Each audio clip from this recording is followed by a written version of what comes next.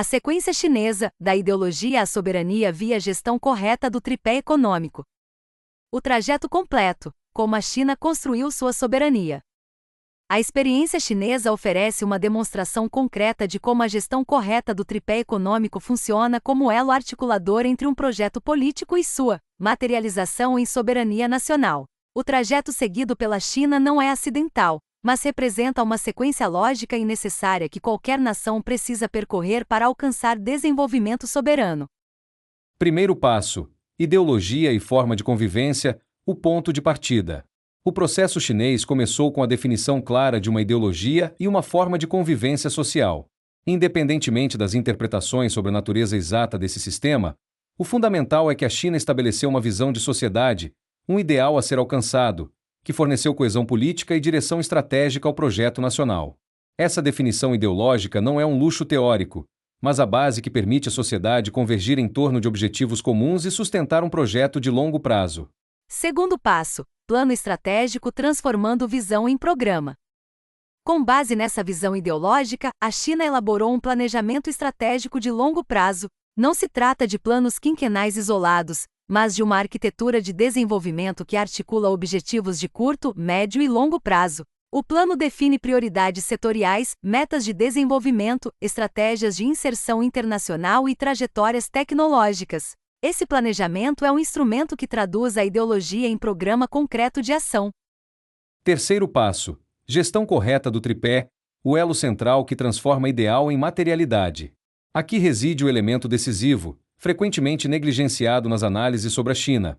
O Banco do Povo Chinês assumiu a gestão correta do tripé econômico, cumprindo rigorosamente seu dever fiduciário perante o povo chinês, em conformidade com os princípios constitucionais do país. Câmbio administrado via banda cambial. O câmbio chinês não flutua livremente ao sabor dos mercados internacionais. É administrado dentro de uma banda que garante competitividade às exportações, protege a indústria nacional da concorrência predatória e impede a volatilidade que permite a arbitragem especulativa. O câmbio é mantido em um patamar neutro, que serve aos interesses da produção, não da especulação financeira.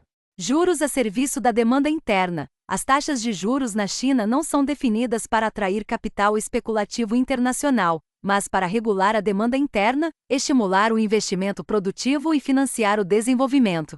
Os juros são uma ferramenta de gestão econômica, não um mecanismo de transferência de renda para rentistas. Política fiscal ativa. O orçamento público chinês não é refém de metas de superávit primário para pagar juros da dívida. É um instrumento ativo de desenvolvimento, que financia infraestrutura, educação, pesquisa, desenvolvimento tecnológico e setores estratégicos. Essa gestão correta do tripé não é um detalhe técnico. É o cumprimento do dever fiduciário do Estado perante seu povo, a execução do mandato constitucional de promover o desenvolvimento nacional. É o que diferencia um Estado que serve ao seu povo de um Estado capturado por interesses financeiros externos. Quarto passo: geração de renda, o primeiro resultado material. A gestão correta do tripé criou as condições para a geração consistente de renda dentro do país. Com câmbio competitivo, a indústria chinesa pôde exportar e competir. Com juros moderados, as empresas puderam investir e expandir. Com política fiscal ativa, a infraestrutura e o capital humano melhoraram continuamente. O resultado foi um ciclo virtuoso de crescimento econômico sustentado, que gerou renda de forma massiva para a população chinesa. Quinto passo: acumulação de capital. Renda acumulada transforma-se em capital. A renda gerada não foi drenada para o exterior através de juros estratosféricos, remessas de lucros descontroladas ou fuga de capitais. Foi acumulada internamente. Essa é a equação fundamental que a China compreendeu e executou: renda acumulada igual a capital. O capital não é uma entidade abstrata que vem de fora. É renda produzida internamente e retida dentro das fronteiras nacionais. A China internalizou tanto os lucros quanto os prejuízos de sua atividade econômica, construindo um balanço patrimonial nacional sólido. Sexto passo: atração de conhecimento. Capital acumulado gera capacidade de absorção. Com capital acumulado e estabilidade macroeconômica garantida pela gestão correta do tripé, a China criou condições para atrair conhecimento, tecnologia e expertise. Não se trata apenas de investimento estrangeiro direto, mas de transferência tecnológica, formação de recursos humanos, desenvolvimento de capacidades científicas e técnicas. O capital acumulado financiou universidades, centros de pesquisa, programas de formação no exterior e parcerias tecnológicas. A China não apenas importou tecnologia, mas desenvolveu capacidade endógena de inovação. Sétimo passo: aplicação nos objetivos comuns, capital direcionado pelo planejamento. O capital acumulado e o conhecimento adquirido foram direcionados para os objetivos comuns definidos no planejamento estratégico. Não foram deixados à mercê da alocação espontânea do mercado, que frequentemente privilegia setores especulativos em detrimento de setores estratégicos. O Estado chinês, através de bancos públicos, fundos soberanos, políticas industriais e direcionamento de crédito, canalizou recursos para infraestrutura, indústrias de alta tecnologia, energia, transporte, telecomunicações e outros setores prioritários. O capital serviu ao projeto nacional, não a interesses privados desarticulados. Oitavo passo: soberania via produção, o resultado final do ciclo. O resultado dessa sequência foi a conquista da soberania através da capacidade produtiva. A China tornou-se a fábrica do mundo, desenvolveu cadeias produtivas completas, dominou tecnologias estratégicas, construiu infraestrutura de classe mundial e acumulou reservas internacionais massivas. A soberania chinesa não é retórica, mas material. Reside na capacidade de produzir o que consome, de financiar seu desenvolvimento com recursos próprios, de negociar em posição de força no cenário internacional. Essa é a soberania que importa, a que se expressa em capacidade produtiva, não em discursos. A lógica sequencial em português brasileiro. Cada etapa depende da anterior. A sequência chinesa demonstra uma lógica implacável. Sem ideologia e forma de convivência definidas, não há coesão para sustentar um projeto de longo prazo. Sem plano estratégico, a ideologia permanece abstração sem programa concreto. Sem gestão correta do tripé, o plano não se materializa, não há geração de renda, não há acumulação de capital. Sem acumulação de capital, não há recursos para atrair conhecimento e tecnologia. Sem conhecimento e capital, não há como aplicar recursos em objetivos comuns. Sem aplicação em objetivos estratégicos, não há construção de capacidade produtiva. Sem capacidade produtiva, não há soberania. O elo central dessa corrente é a gestão correta do tripé econômico. É ela que transforma ideal em materialidade, plano em realidade, projeto em soberania. Sem esse elo, a corrente se rompe e o projeto nacional naufraga, independentemente da qualidade da ideologia ou do planejamento. O dever fiduciário e a Constituição, fundamento jurídico da gestão correta. A gestão correta do tripé não é uma escolha técnica entre várias opções igualmente válidas. É o cumprimento do dever fiduciário do Estado perante seu povo. O Banco Central, o Ministério da Fazenda, os gestores da política econômica são fiduciários, administram um patrimônio que não lhes pertence, mas pertence ao povo. O dever fiduciário implica em duas obrigações inescapáveis. Dever de lealdade: o gestor deve agir sempre e exclusivamente no melhor interesse do beneficiário, o povo, nunca em benefício próprio ou de terceiros. Dever de cuidado: o gestor deve empregar toda a sua competência técnica para administrar o patrimônio com a máxima diligência, seguindo as melhores práticas de gestão. A Constituição de cada país estabelece os objetivos fundamentais da República: desenvolvimento nacional, erradicação da pobreza, redução das desigualdades.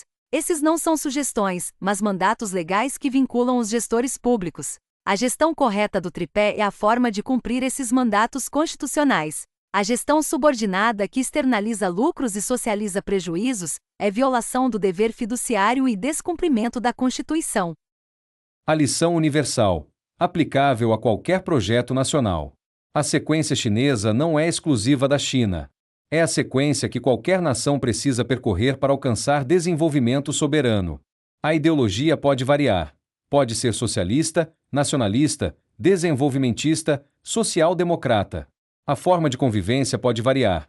Pode ser mais coletivista ou mais individualista, mais centralizada ou mais descentralizada. Mas a sequência material permanece a mesma: ideologia, plano, gestão correta do tripé, geração de renda, acumulação de capital, atração de conhecimento, aplicação em objetivos comuns, soberania via produção. O que não varia, o que não admite alternativa, é a necessidade da gestão correta do tripé. Esse é o elo insubstituível. É a chave do cofre. É o controle sobre os mecanismos de acumulação e distribuição da riqueza nacional. Sem esse controle, Qualquer projeto nacional, de qualquer matiz ideológico, está condenado ao fracasso. Agora, vamos analisar como essa lógica converge com a perspectiva marxista. A convergência fundamental: marxismo, acúmulo de capital e boa gestão. A questão central: acumulação é precondição material. A lógica marxista, ao contrário de interpretações superficiais, não nega a necessidade do acúmulo de capital. Pelo contrário, Marx dedicou volumes inteiros de O Capital a analisar precisamente os mecanismos de acumulação capitalista. A questão marxista nunca foi se deve haver acumulação, mas quem controla essa acumulação, onde ela ocorre e para quem ela serve. Neste ponto fundamental, há uma convergência profunda entre a perspectiva marxista e a proposta de gestão correta do tripé econômico. Sem acumulação de capital, não há base material para nenhum projeto de transformação social. Seja esse projeto socialista, desenvolvimentista ou nacionalista, ele requer recursos materiais acumulados. A divergência não está na necessidade de acumular, mas na forma e no destino dessa acumulação. Marx e a acumulação. Crítica ao capitalismo, não ao capital. Marx nunca propôs a abolição do capital enquanto meios de produção acumulados. Sua crítica era a relação social capitalista, na qual os meios de produção são propriedade privada de uma classe que explora o trabalho de outra. Mas os meios de produção em si, fábricas, máquinas, infraestrutura, tecnologia, são necessários em qualquer modo de produção desenvolvido. O próprio Marx reconheceu que o capitalismo, apesar de sua natureza exploradora, cumpriu um papel histórico progressista ao desenvolver as forças produtivas e acumular capital em escalas sem precedentes. O socialismo não parte do zero, mas se constrói sobre a base material criada pelo capitalismo. A Revolução Socialista não destrói o capital acumulado, mas transforma sua propriedade e seu controle. A sequência marxista. Acumulação socialista. A experiência dos países socialistas do século XX demonstra que a lógica da acumulação permanece válida, apenas muda de mãos. União Soviética. Após a Revolução de 1917, a URSS executou uma industrialização acelerada baseada em acumulação massiva de capital. Os planos quinquenais direcionavam o excedente econômico para investimento em indústria pesada, infraestrutura, educação e tecnologia. A acumulação era gerida pelo Estado, não por capitalistas privados, mas a lógica material permanecia: gerar excedente, acumular capital, investir em capacidade produtiva. Gestão correta do tripé: ferramenta neutra ou instrumento de classe. Aqui reside a tensão teórica, mas também a possibilidade de convergência prática. A gestão correta do tripé econômico pode ser vista de duas formas. Perspectiva da gestão técnica: o tripé é uma ferramenta de gestão patrimonial que pode ser operada corretamente, servindo ao interesse nacional, ou incorretamente, servindo ao capital financeiro internacional. O problema é a má gestão por gestores com conflito de interesses. Perspectiva marxista: o tripé não é neutro. Em uma sociedade capitalista, ele expressa relações de poder entre classes. A gestão correta só é possível quando a classe trabalhadora, ou uma fração da burguesia nacional comprometida com o desenvolvimento, controla o Estado e, portanto, os instrumentos de política econômica. Mas essas duas perspectivas convergem em um ponto crucial: a gestão do tripé determina quem se apropria do excedente econômico. Se o tripé é operado de forma subordinada, juros altos, câmbio volátil, austeridade fiscal, o excedente é drenado para o capital financeiro internacional. Se é operado de forma soberana, juros moderados, câmbio administrado, política fiscal ativa, o excedente é retido e acumulado internamente. Para o marxista, isso significa que a classe trabalhadora precisa controlar o Estado para controlar o tripé. Para a perspectiva da gestão técnica, isso significa que gestores comprometidos com o interesse nacional precisam assumir o Banco Central e o Ministério da Fazenda. As formulações são diferentes, mas o objetivo material é o mesmo: tomar o controle dos mecanismos de acumulação. A boa gestão como precondição. Convergência tática. Mesmo que o horizonte estratégico seja diferente, um capitalismo soberano versus socialismo, a precondição tática é idêntica: a gestão correta do tripé econômico. Sem ela, não há acumulação interna de capital. Sem acumulação, não há recursos para investir em desenvolvimento. Sem desenvolvimento, não há base material para nenhum projeto de transformação. Neste sentido, a gestão correta do tripé não é uma alternativa ao projeto socialista, mas sua precondição material. Não se pode socializar a miséria. Não se pode distribuir o que não foi produzido. Não se pode construir o socialismo sem uma base produtiva desenvolvida. E não se pode desenvolver essa base produtiva sem acumular capital internamente. A convergência prática. Tomar a chave do cofre. Portanto, marxistas e defensores da gestão soberana do tripé convergem em um programa mínimo concreto: tomar o controle do Banco Central e da política econômica, seja através de uma revolução socialista, seja através de uma mudança política dentro das instituições existentes. Implementar a gestão correta do tripé, câmbio administrado, juros moderados, política fiscal ativa, para interromper a sangria de recursos para o exterior. Garantir a acumulação interna de capital, reter o excedente econômico dentro do país, transformar renda em capital acumulado. Direcionar a acumulação para objetivos estratégicos, através de planejamento estatal, políticas industriais, bancos públicos de desenvolvimento.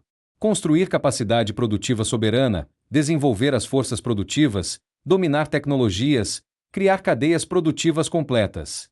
Conclusão: a boa gestão é marxista.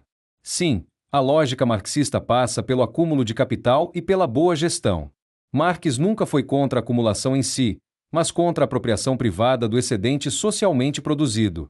A gestão correta do tripé é precisamente o instrumento que permite ao Estado, seja ele burguês nacionalista ou proletário, controlar a acumulação, em vez de deixá-la nas mãos do capital financeiro internacional. Neste sentido, a gestão correta do tripé não é reformista em oposição à revolucionária.